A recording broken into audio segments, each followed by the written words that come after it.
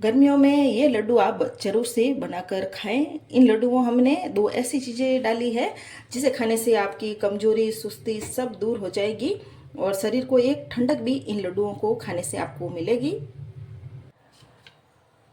इन लड्डू को बनाने के लिए यहाँ मैंने ले ली है 1 कप भर के मूंग की दाल। मूंग की दाल को हमें यहाँ पर साफ करके ले लेना है। अगर आपको मूंग की दाल में डस्ट ज़्यादा दिख रही हो तो इसको धोकर सुखा कर ले लेना है। अब मूंग दाल को हम डाल देंगे कढ़ाई में और मीडियम आंच में मूंग को दाल को हम यहाँ पर भूनेंगे। ये मूंग दाल होती है जो सबसे लाइट दाल होती है, जो आसानी से पच जाती है। गर्मियों में जब इस मूंग दाल के आप लड्डू खाएंगे तो कोई भी परेशानी नहीं होगी और इस दाल में प्रोटीन और मिनरल्स भी होता है। बस इसी तरह से लगातार ये चम्मच चलाते हुए यहाँ पर भून लेना है। जरा भी दाल को नहीं छोड़ना है, नहीं तो दाल जल्दी से लग जाती है। दाल यहाँ पर भुन गई है और आप देख सकते हो दाल का हल्का सा कलर भी चेंज हो गया है, तो हमें समझ लेना है कि दाल अच्छी सी भुन गई है और किस्मी हो गई है। दाल को भुनने में मुझे 10-12 मिनट जितना ही टाइम लगा है। अब इस दाल को हम बाहर निकाल देते हैं। दाल को बाहर निकालने के बाद ठंडा कर लेते हैं। दाल यहाँ पर ठंडी हो गई है तो इसे हम डाल रहे हैं मिक्सर के जार में। दाल को हमें यहाँ पर भिगोकर लेने की भी ज़रूरत नहीं है, बस इस तरीके से बहुत ही आराम से ये लड्डू हम बना सकते हैं बिना भिगोए। अब दाल को हम पीस लेते हैं। भुनने के बाद इस दाल को हम पीसते हैं तो बहुत ही आसानी से ये पाउडर बन जाता है। अब इसमें हम डालेंगे तरबूज के बीज, जो गर्मियों में बहुत ज़्यादा हेल्थ के लिए फायदेमंद है और गर्मियों में ये शरीर को ठंडक भी देते हैं। ये 1/4 कप जितने ही यहाँ मैंने तरबूज के बीज डाल दिए हैं और इनको भी इस मिक्सर के साथ पीस लेते हैं।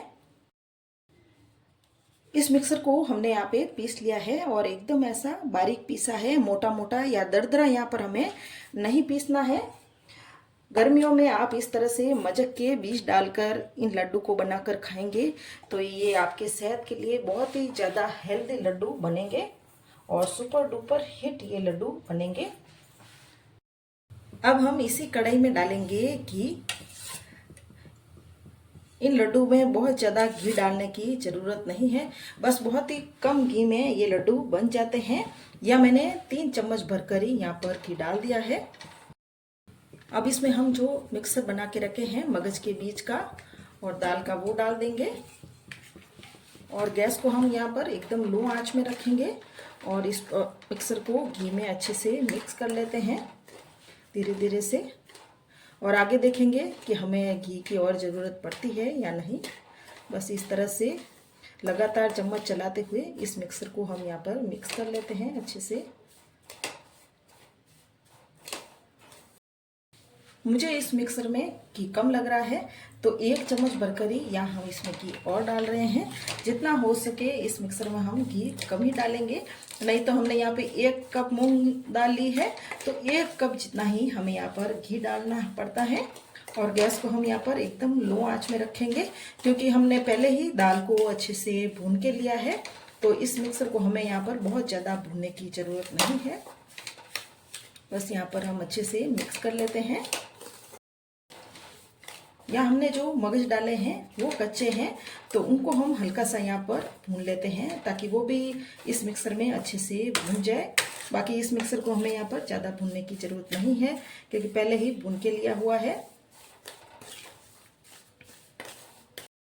यहाँ हमने ले लिया है आधे कप जितना ही दूध और 2 टेबल स्पून जितना ही हम इसमें डाल देंगे मिल्क पाउडर। दूध को गर्म करके ठंडा करके लेना है। आप चाहे तो बिना मिल्क पाउडर डाले ही इन लड्डुओं को बना सकते हैं, पर मिल्क पाउडर डालने से इन लड्डुओं का टेस्ट और भी बढ़ जाएगा। और मिल्क पाउडर को हमें यहाँ पर अच्छे से मिक्स कर लेना है, कोई भी गुठली काट वगैरह नहीं रहनी चाहिए। अब इस मिक्सर में हम डालेंगे मिल्क पाउडर वाला दूध, थोड़ा थोड़ा करके ही डालेंगे, एकदम से ज़्यादा नहीं डालेंगे। और डालते ही यहाँ पर हम अच्छे से मिक्स कर लेते हैं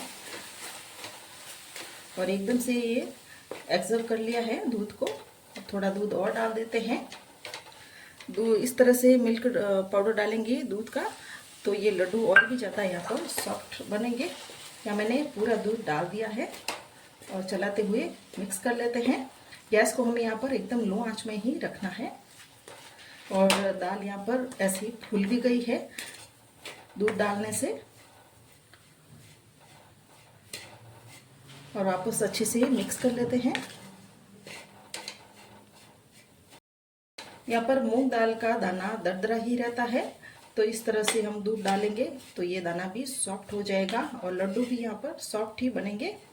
और इस तरह से अच्छे से मिक्स कर लेते हैं। मूंग दाल के इस मिक्सर को यहाँ मैंने चम्मच से इस तरह से चलाकर अच्छे से मिक्स कर लिया है। जैसे चूरमा होता है उसी तरह से अब खिला खिला सा ये मिक्सर बन गया है। बस इसी तरह का ये मिक्सर हमें यहाँ पर ऐसे लगातार चम्मच से चलाएंगे तो ये बन जाएगा, बस इसी तरह से। और मिक्सर अच्छे से पक भी गया है। ये मिक्सर हमारा बनकर तैयार है और अब गैस को बंद कर लेते हैं और मिक्सर को हम एक प्लेट में निकाल देते हैं। अब इस मिक्सर को हम थोड़ा ठंडा कर लेते हैं। पूरा ठंडा इस मिक्सर को हमें नहीं करना है। इसे मीठा करने के लिए जो बूरा चीनी होती है वो ले लिए मैंने 1 कप, वो डाल देंगे। इसे तगार भी बोला जाता है। अगर आप इसमें ज़्यादा मीठा खाना पसंद करते हो तो ज़्यादा भी यहाँ पर डाल सकते हो। या मैंने कटिंग की हुई पिस्ता डाल दी है और थोड़े से ये बीज हम तरबूज के और डाल रहे हैं जिससे कि और भी अच्छा टेस्ट आएगा। अब इसे हाथों से हम अच्छी तरह से मिक्स कर लेते हैं। अभी हल्का हल्का सा ही गर्म है ये मिक्सर, तो चीनी भी इसमें अच्छे से मेल्ट हो जाएगी। बस इसी तरह से अच्छे से मिक्स कर लेना है हाथों से दबाते हुए। इस मिक्सर को हम यहाँ पर हाथों से अच्छे से ऐसे मसल कर मिक्स कर लिया है। अब इस मिक्सर के हम यहाँ पर बनाएंगे लड्डू। मिक्सर अभी हल्का हल्का सा गर्म ही है तो ये लड्डू बन जाएंगे। छोटे बड़े जैसे भी लड्डू आपको पसंद हो वैसे ही लड्डू आपको बना लेने हैं।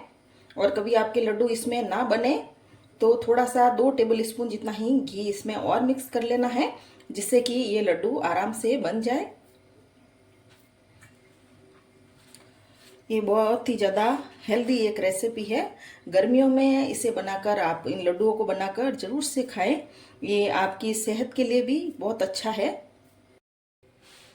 या हमने ये सारे लड्डू बना लिए हैं और एक लड्डू मैं आपको तोड़कर भी दिखा रही हूँ। ये अंदर तक बहुत ही ज़्यादा यहाँ पर ये सॉफ्ट लड्डू बने हैं। मूंग दाल में हमने मजक डालकर ये लड्डू बनाए हैं तो ये लड्डू और भी ज़्यादा खाने में हेल्दी हो गए हैं। और गर्मियों में ये लड्डू आप बनाकर ज़रूर से खाएं और 1 हफ्ते के लिए इन लड्डुओं को आप स्टोर करके भी रख सकते हो।